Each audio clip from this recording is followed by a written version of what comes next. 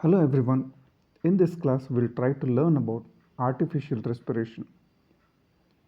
In man, when respiration fails but heart continues to beat, artificial respiration has to be given to maintain ventilation.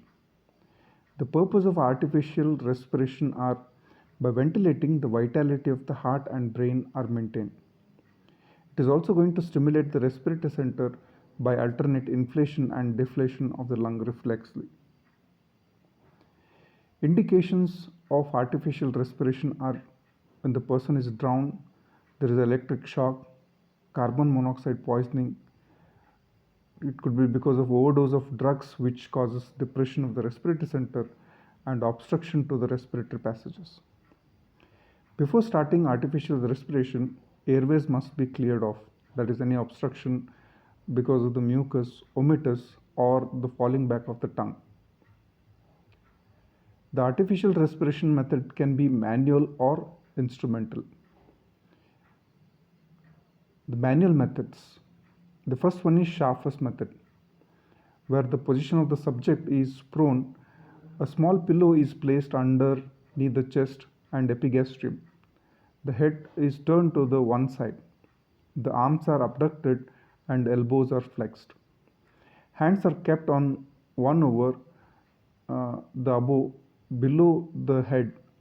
The position of the operator kneels to one side of the subject's hip facing his head, places his hands flat on the subject's back, and thumbs touch each other on the midline and fingers are spread over the loin. Procedure is operator swings forwards for 2 seconds, counting 1 and 2, and applies the pressure over the back. So this forces air out of the lungs, which leads to expiration. Subsequently, operator swings backwards for 3 seconds, counting 3, 4, 5. Thus, it leads to inspiration to occur. So this is repeated 12 times per minute. So the person will be sitting near the hip, kneeling down, and his hands will be placed over the loin, and for inspiration he is going to swing forward and presses the back, and that leads to expiration. And for inspiration, for 3 seconds he is going to revert back to his same position, and that will ultimately leads to inspiration. This is another diagram. So when he leans forward, it is going to lead to expiration. When he leans backward to the same original position, that is going to lead to inspiration. The advantages of Schafer's is the chances of airway obstruction is less as subject is in prone position. The pulmonary ventilation of about 6,500 ml can be maintained. Some of the disadvantages are, since expiration is active and inspiration is passive, the respiration occurs in expiratory reserve volume phase, which is much less as compared to inspiratory capacity, and also ERV is less in prone position. These two reasons results in much less tidal volume. So there is also risk of damage to the rib cage. Second one is Sylvester's method, where the position of the subject is in supine, and the position of operator, he kneels at the head end. Procedure is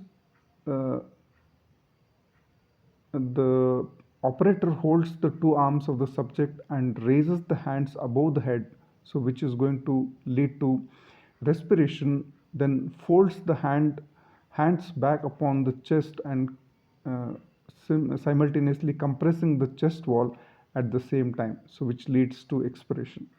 So this procedure is repeated 12 times per minute. So advantages of this method, since both inspiration and expiration are active, the obtained tidal volume is much more than the previous method. So some of the disadvantages are chances of airway obstruction is more because of the mucus or saliva or omitus or falling backward of the tongue. So this is uh, the Sylvester's method, where he is going to hold both the head and elevates the arms, so which is going to lead to inspiration, and he brings both the arms over the chest and he compresses it, so which is going to lead to uh, cause expiration. So here both the inspiration process and expiration process are active. Then coming to Holger-Nielsen's method, or which is also called as arm lift back pressure method, that is ALBP. Here the position of the subject is same as that of Schaffer's method. He'll be present, he'll be kneeling down at the loin and hip. The position of the operator is he kneels at the head end. The operator kneels down in front of the subject facing the leg end of the subject, and head of the subject fixed between his or her knees. He puts body weight by leaning forward upon the subject's back. This compresses the chest and causes expiration. Okay, so when uh, he the operator stands at the head end, and he is going to the position of the subject is like in a Schafer's method. Okay, and when the operator from the head end, he is going to lean forward and is going to compress the chest. That is going to lead to expiration, and while coming back he is going to lift his arms in this direction. Okay, so this is going to lead to the inspiration. Coming to mouth-to-mouth method, here the position of the subject is in supine with extended head, and position of the operator is by the side of the subject's head. So procedure is to uh, hold the operator holds the lower jaw of the subject by thumb and index finger of one hand and clamps the nostrils with other hand. After taking deep inspiration, he keeps his mouth over subject's mouth and exhales forcibly, which causes inflation of the lung. Then takes off his mouth, which causes expiration. So this is repeated for 12 times per minute. So this is the method of giving mouth-to-mouth respiration. Some of the advantages is it is easy and immediate. It is a positive pressure breathing. A tidal volume can be up to 1000 ml. The subject receives expired air which contains carbon dioxide, which stimulates the respiratory centers. Then Eve's rocking method, where the subject is tied on a stretcher, the head and feet are alternately tilted through an angle of 45 degree. 8 or 9 movements are carried out per minute, that is 7 seconds each movement, that is 4 seconds. Head down and 3 seconds feet down. When the head is down, the weight of the abdominal viscera presses against the diaphragm, which pushes the air out of the lung, which leads to expiration. And when the feet are down, the diaphragm descends and the air is drawn into the lung, which is going to lead to inspiration. So this method is useful in ship abroad, when hammock can be used. Hammock is hanging bed of canvas suspended by the cords used on board ship. Paul Bunnell method. A rubber bag is wrapped around the chest of the subject. The bag is inflated and deflated with the help of pump, which results in expiration and inspiration.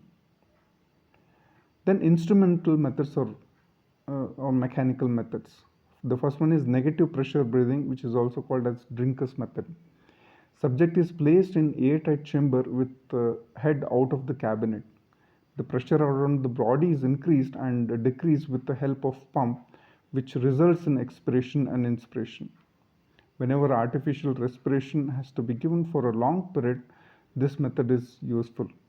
So this can be used for some of the conditions like morphine poisoning and poliomyelitis. The second one is positive pressure breathing. Air or oxygen is introduced into the lungs under pressure. So this is achieved by introducing rubber tube through the nose up to the trachea. So this is the tank respirator or the drinker's method, where uh, the the pressure is altered in the chamber, airtight chamber, where the increased pressure can lead to expiration and decrease in the pressure can lead to expiration. This is how the positive pressure ventilation is given to a patient who needs artificial respiration. Artificial respiration in the newborn baby. The newborn baby, if onset of respiration is delayed, then following steps are taken. Hold the newborn upside down to allow the increased blood flow to the brain, and then pat the back. Reflexly, it stimulates the respiration.